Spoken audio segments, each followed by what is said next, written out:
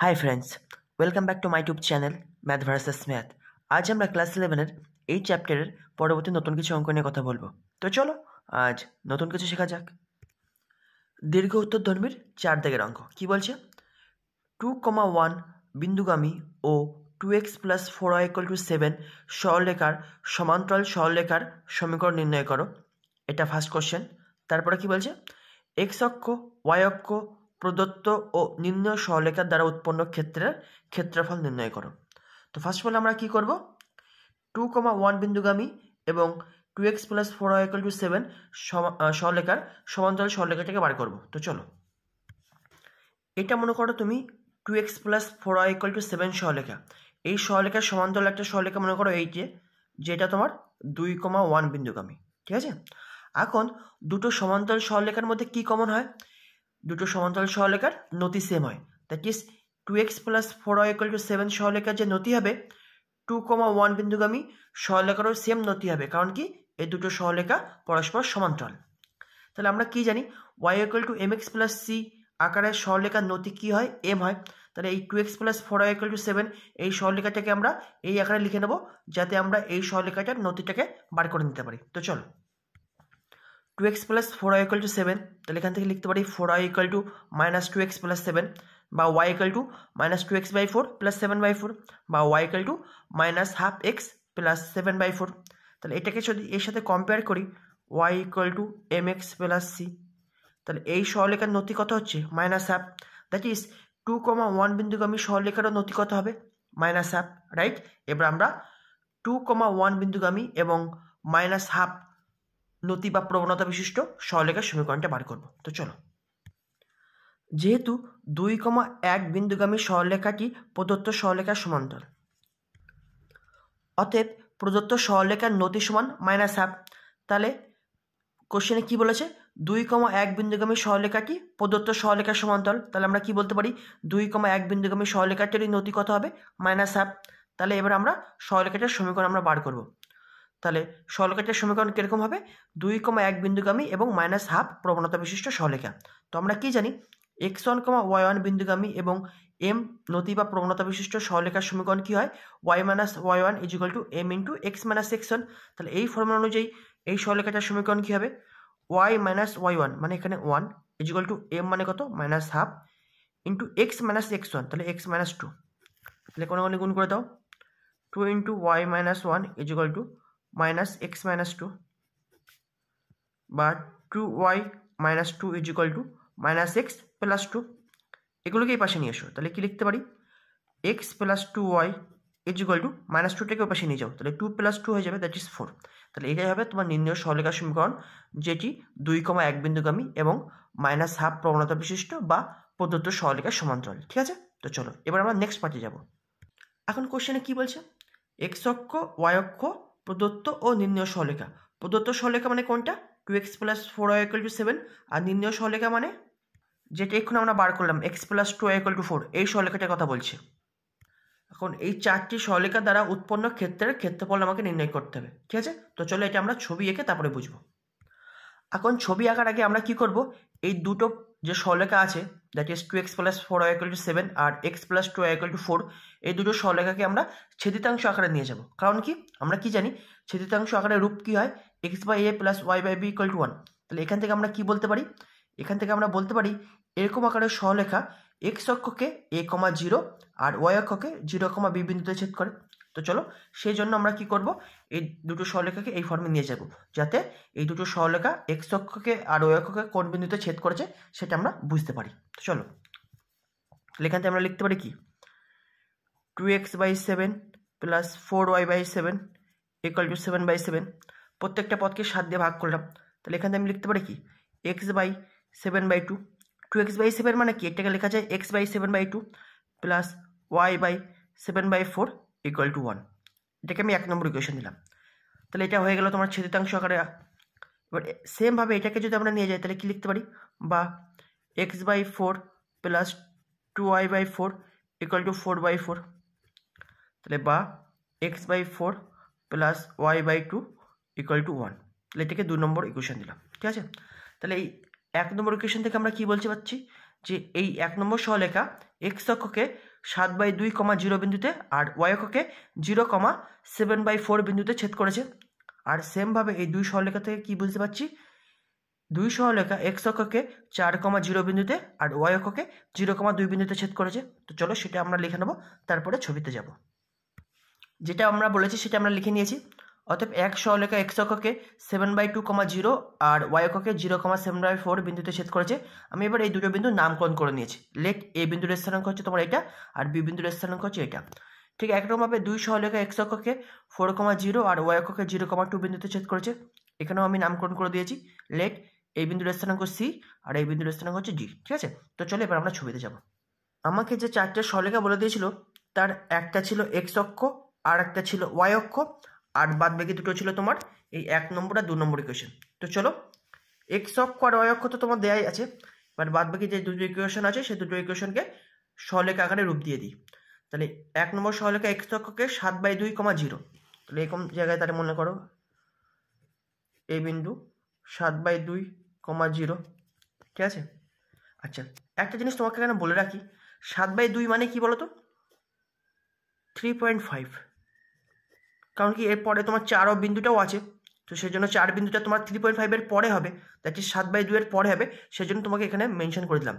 আর 0,7/4, 7/4 মানে কি বলতো 0.17 কাছাকাছি। ঠিক আছে, তার মানে বুঝতে পারছো এখানেও 0,2 বিন্দুতে আছে, দ্যাট ইজ 2টা এর উপরে থাকবে। ঠিক আছে, ছবি আঁকার সময় আমি বলছি আরও ডিটেলসে।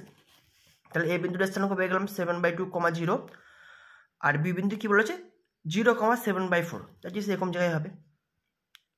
এটা হচ্ছে তোমার বি বিন্দুর স্থানাঙ্ক যার ভ্যালু 0,7/4, রাইট। তাহলে এটা সরলরেখাটা কেমন যাবে এরকম। এটা হলো তোমার 1 নম্বর সরলরেখা। এবার আমরা চলে যাচ্ছি 2 নম্বর সরলরেখা। 2 নম্বর সরলরেখা কি বলছে, এক্স অক্ষকে কোথায় ছেদ করেছে 4,0 বিন্দুতে। তাহলে 7/2 মানে কি 3.5, দ্যাট ইজ এর পরে 4 হবে, তাহলে এরকম জায়গায় মনে করো 4,0 আসবে। এটা সি বিন্দুর স্থানাঙ্ক যার ভ্যালু 4,0। আর দুই সরলরেখা ওয়াই অক্ষকে কোথায় ছেদ করেছে 0,2, তাহলে 0,2 7/4 মানে কি 0.17, দ্যাট ইজ 2টা কি এর উপরে যাবে, দ্যাট ইজ এরকম জায়গায় থাকবে মনে করো ডি বিন্দু যার ভ্যালু 0,2। ঠিক আছে, দ্যাট ইজ এটা হবে তোমার সিডি সরলরেখা। এবার কোশ্চেন আমার কোন জিনিসটার ভ্যালু বার করতে বলেছে, এই চারটে সরলরেখা দ্বারা উৎপন্ন ক্ষেত্রের ক্ষেত্রফল, দ্যাট ইজ এই চারটে সরলরেখা মিলে কোন ক্ষেত্রটাকে তৈরি করছে, এই যে এই ক্ষেত্রটাকে, that is A B D C, এই চতুর্ভুজটার ক্ষেত্রফল আমাকে বার করতে হবে। ঠিক আছে, এই চতুর্ভুজটার ক্ষেত্রফল আমরা কি করে বার করতে পারি, দেখো এখানে দুটো সমকোণী ত্রিভুজ তৈরি হয়েছে, এক ও সি ডি আর একটা হচ্ছে ও এ বি। এখন যদি আমি ও সি ডি এই সমকোণী ত্রিভুজের ক্ষেত্রফল থেকে ও এ বি এই সমকোণী ত্রিভুজের ক্ষেত্রফলটাকে বাদ দিয়ে দিই, তাহলে এইটুকু এরিয়া পড়ে থাকবে না। তো সেটা এখন আমরা করব। তাহলে এখন এই এবিসিডি চতুর্ভুজের ক্ষেত্রফল বার করার জন্য ফার্স্ট অফ অল আমরা ও সি ডি এই সমকোণী ত্রিভুজের ক্ষেত্রফল বার করব এবং ও এ বি এই সমকোণী ত্রিভুজের ক্ষেত্রফল বার করব। তো চলো এখন সমকোণী ত্রিভুজের ক্ষেত্রফল কী করে আমরা বার করি, হাফ ইন্টু ভূমি ইন্টু উচ্চতা। তাহলে এখন ত্রিভুজ ও সি ডি এর ভূমি কোনটা, ও সি, তাহলে ও সি সমান কত লিখতে পারি আমরা, ও সির দৈর্ঘ্য কত, ও থেকে সি বিন্দু পর্যন্ত দূরত্ব কত 4, তাহলে লিখতে পারি 4 একক। আর লম্ব কোণটা ও ডি, তাহলে ও থেকে ডি বিন্দু দূরত্ব কত 2 একক।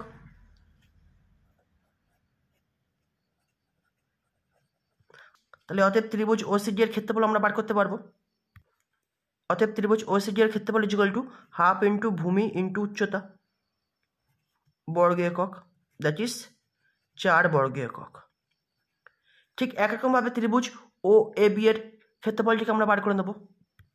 এখন ত্রিভুজ ও এ বির ভূমি কোণটা হবে তোমার ও এ, তাহলে ও এ সমান কত হবে, ও থেকে এর দূরত্ব কত 7/2 একক, তাহলে 7/2 একক। আর ভূমি কোণটা হবে ওবি, সরি লম্ব কোণটা হবে ওবি, ওবির দূরত্ব কত হবে 7/4 একক। অতএব ত্রিভুজ ও এ বির ক্ষেত্রফল সমান কত হবে, হাফ ইন্টু ভূমি মানে ও এ, দ্যাট ইজ 7/2 ইন্টু উচ্চতা, দ্যাট ইজ 7/4 বর্গ একক। তাহলে কত হচ্ছে 49/16 বর্গ একক। এবার আমরা ACDB চতুর্ভুজের ক্ষেত্রফলটিকে বার করে দেবো। নাও চতুর্ভুজ ACDB এর ক্ষেত্রফল ইজ ইকুয়াল টু ত্রিভুজ OCD এর ক্ষেত্রফল মাইনাস ত্রিভুজ OAB এর ক্ষেত্রফল। তাহলে এবার ভ্যালুগুলো বসিয়ে দাও। ত্রিভুজ OCD এর ক্ষেত্রফল কত পেয়েছো তুমি? 4 বর্গ একক মাইনাস OAB এর ক্ষেত্রফল কত পেয়েছো তুমি? 49/16।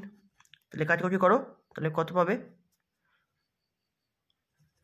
64 minus 49/16 দ্যাট ইজ 15/16 বর্গ একক। এটা হবে এই অঙ্কের অ্যান্সার। 5 দাগের অঙ্ক কি বলছে? 2,7 -6,1 এবং 4,-5 বিন্দু তিনটির সংযোগে উৎপন্ন ত্রিভুজের লম্ববিন্দুর স্থানাঙ্ক নির্ণয় করো। তো ফার্স্ট অফ অল আমরা একটা ত্রিভুজের লম্ববিন্দু বলতে কি বোঝায় সেটা জানবো, তারপরে আমরা অঙ্কে যাব। তাহলে আমরা লম্ববিন্দু বলতে কি বুঝি? একটি ত্রিভুজের শীর্ষবিন্দুগুলি থেকে তাদের বিপরীত বাহুগুলির ওপর অঙ্কিত লম্ব সহলেখাগুলির ছেদবিন্দুকে লম্ববিন্দু বলে। তাহলে যদি আমরা এটা ছবির মাধ্যমে বুঝি, মনে করো এটা একটা ত্রিভুজ, নাম দিচ্ছি আমি ABC। এখন আমি এ শীর্ষবিন্দু থেকে তার বিপরীত বাহু দ্যাট ইজ BC বাহুর উপর একটা লম্ব টানলাম। একরকমভাবে বি বিন্দু থেকে তার অপোজিট বাহু দ্যাট ইজ AC বাহুর ওপর একটা লম্ব টানলাম। ঠিক একরকমভাবে সি শীর্ষবিন্দু থেকে তার বিপরীত বাহু দ্যাট ইজ AB বাহুর উপর একটা লম্ব টানলাম। তাহলে এর একটা নির্দিষ্ট বিন্দু দিয়ে যাচ্ছে না, মানে বিন্দুতে ছেদ করছে, এই বিন্দুটাকে আমরা বলবো লম্ববিন্দু। ঠিক আছে, আমাকে এবার কোশ্চেনে এই লম্ববিন্দুর স্থানাঙ্কটাকে বার করতে বলেছে। তো চলো আমরা প্রথমে অঙ্কে যে তিনটি বিন্দু বলে দিয়েছে, এই ত্রিভুজের তিনটি শীর্ষবিন্দুর স্থানাঙ্ককে বলে দিয়েছে, তো চলো সেটা আমরা প্রথমে লিখে নেব, তারপরে আমরা অঙ্কে যাব। এখন আমি মনে করছি ABC বিন্দুর স্থানাঙ্ক যথাক্রমে 2,7 -6,1 আর 4,-5। দ্যাট ইজ এ বিন্দুর স্থানাঙ্ক কত? 2,7। বি বিন্দুর স্থানাঙ্ক কত? -6,1 আর সি বিন্দুর স্থানাঙ্ক কত? 4,-5। রাইট। এবার আমি আরও মনে করে নিচ্ছি এ থেকে BC বাহুর উপর যে লম্ব টেনেছি আমি, সেই লম্বটা হচ্ছে তোমার AD। দ্যাট ইজ এই বিন্দুটার স্থানাঙ্ক কি? D। দ্যাট ইজ আমি কি বলতে পারি? দ্যাট ইজ AD লম্ব BC। রাইট। ঠিক একরকমভাবে বি থেকে AC বাহুর উপর যে লম্ব টেনেছি সেটা হলো BE। দ্যাট ইজ এই বিন্দুর স্থানাঙ্ক হচ্ছে তোমার B। রাইট। তাহলে দ্যাট ইজ আমি কি বলতে পারি? BE perpendicular AC। ঠিক একরকমভাবে সি বিন্দু থেকে AB বাহুর ওপর যে লম্ব এঁকেছে সেটা নাম দিয়েছি আমি CF। দ্যাট ইজ এই বিন্দুর স্থানাঙ্ক F। তাহলে আমরা কি বলতে পারি? That is CF perpendicular AB। এখন এই তিনটে লম্ব একটা বিন্দুতে ছেদ করছে, এটা লম্ববিন্দু। আমি এই লম্ববিন্দুটার স্থানাঙ্ক বার করব। তো আমি এই লম্ববিন্দুটার স্থানাঙ্ক আমি ধরে নিচ্ছি P, যার ভ্যালু H,K। বিন্দুটা ধরে নিচ্ছি আমি P, আর বিন্দুর স্থানাঙ্কটা হচ্ছে H,K। ঠিক আছে, এবার আমাকে P বিন্দুর ভ্যালুটাকে বার করতে হবে, দ্যাট ইজ H,K এর ভ্যালুটা আমাকে বার করতে হবে। তো চলো আমি এক্ষুনি যেটা বললাম সেটা একবার লিখে নিয়েছি। আরও মনে করি AD, BE, CF সহলেখা তিনটি P বিন্দুতে ছেদ করে। P বিন্দুর স্থানাঙ্ক আমি কত ধরেছি? H,K। অতএব P হলো ত্রিভুজ ABC এর লম্ববিন্দু। এবার আমি একটা ছোট্ট কনসেপ্ট বলবো, তারপরে ডাইরেক্ট আমরা মূল অঙ্কে চলে যাব। মনে করো এই যে AB সহলেখা আর PQ সহলেখা পরস্পর লম্ব। দ্যাট ইজ আমি কি বলতে পারি এখান থেকে? PQ perpendicular AB। রাইট। এখানে 90 ডিগ্রি তৈরি হয়েছে। এখন এই PQ সহলেখার উপরে মনে করো একটা বিন্দু আছে, এই বিন্দুটার স্থানাঙ্ক R। তাহলে এখান থেকে কি আমি বলতে পারি যে PR লম্ব AB? কারণ কি আর বিন্দুটা তোমার PQ সহলেখার উপরে অবস্থিত। তাহলে আমরা এখান থেকে এটাই বলতে পারি যে PQ সহলেখা যদি AB সহলেখার উপর লম্ব হয়, PR সহলেখাও তোমার AB সহলেখার উপর লম্ব হবে। রাইট। তো সেই একই কনসেপ্ট আমরা এখানে ইউজ করব। এখানে দেখো এই AD সরলরেখা তোমার BC বাহুর উপর লম্ব। তাহলে এখন এই P বিন্দুটা তোমার তো AD সরলরেখার উপর অবস্থিত। দ্যাট ইজ এখান থেকে আমি কি বলতে পারি? AP সরলরেখাও তোমার BC বাহুর উপর লম্ব। রাইট। তাহলে এখান থেকে আমরা কি লিখে নিলাম?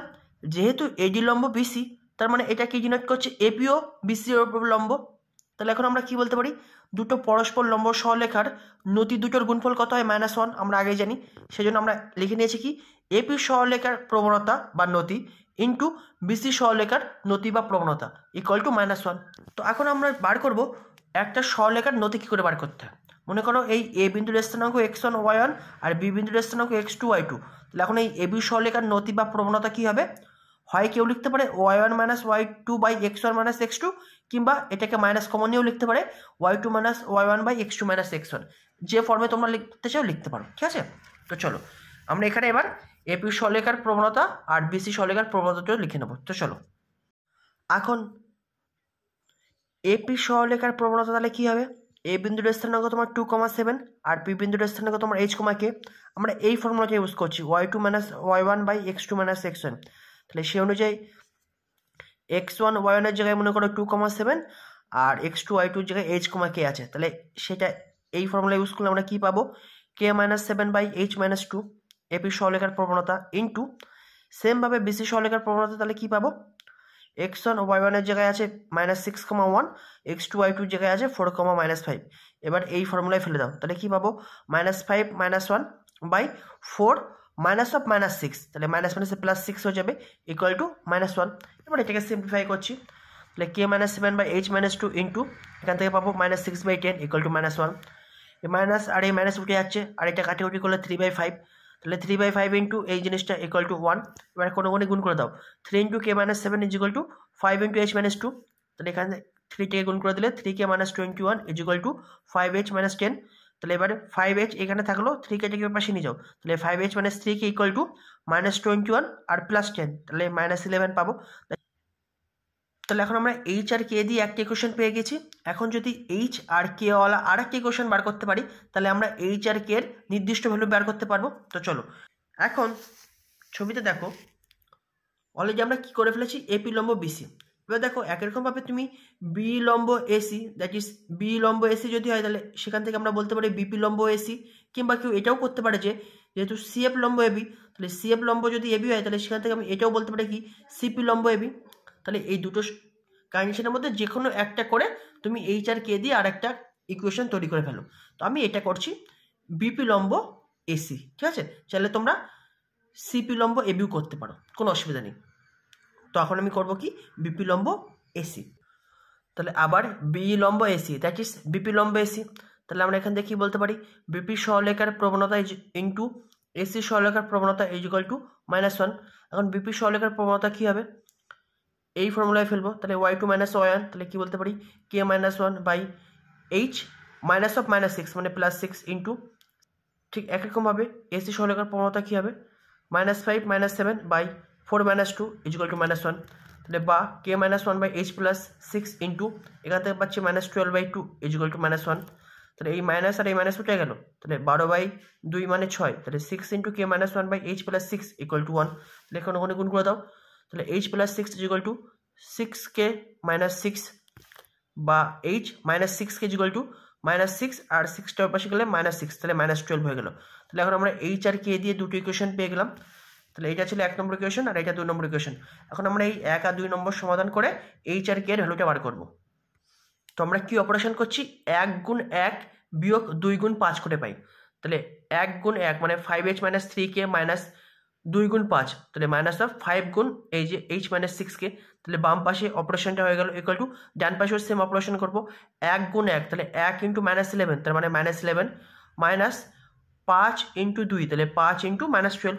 তাহলে আমরা এটাকে সিম্পলিফাই করো, তাহলে 5h minus 3k minus 5h minus মাইনাসে plus 30k is equal to -11 আর মাইনাস মাইনাসে প্লাস 60। তাহলে এখান থেকে আমরা ক্যালকুলেশন করলে দেখতে পাচ্ছি 5h কাটছে, তাহলে প্রথমে থাকছে 27k equal to 49, k equal to 49/27। তাহলে কে এর হলো আমরা পেয়ে গেলাম। এবার কে এর মান তুমি 1 নম্বরে বসিয়ে দাও, চাইলে 2 নম্বরেও বসাতে পারো, কোনো অসুবিধা নেই। তাহলে আমি 1 নম্বরে বসাচ্ছি, কে এর মান 1 নম্বরে বসিয়ে পাই। তাহলে 1 নম্বর ইকুয়েশন ছিল তোমার এটা। তাহলে এখান থেকে আমি বলতে পারি কি 5h equal to 3k minus 11, that is 5h equal to 3 into k এর ভ্যালু কত ছিল 49/27 মাইনাস 11, তাহলে ইজ ইকুয়াল টু 49/9 মাইনাস 11 বা 5h ইজ ইকুয়াল টু, তাহলে এটাকে বিয়োগ করলে কত পাচ্ছ 49 minus 99/9 is equal to -50/9, that is h equal to কী বলতে পারি -50/9 ইন্টু 5, তাহলে কাটাকুটি করলে -10/9। এটা আমি কেন আগে থেকে করে নিলাম, সিম্পল ক্যালকুলেশন, এটা তোমরাই করতে পারো। সামনে করে আর সময় নষ্ট করতে চাইলাম না। তাহলে আমরা এইচ আর কে দুটোর ভ্যালু পেয়ে গেছি। তাহলে অতএব নিম্ন লম্ববিন্দুটির স্থানাঙ্ক এইচ কমা কে ছিল, দ্যাট ইজ এইচ আর কে এর ভ্যালু পুট করে আমরা কত পাচ্ছি, -10/9, 49/27। এটা হবে এই অঙ্কের অ্যান্সার। আশা করি তোমরা এই পর্যন্ত বুঝতে পেরেছো। নেক্সট ভিডিও আবার পরবর্তী নতুন কিছু অঙ্ক নিয়ে কথা হবে। Thanks for watching.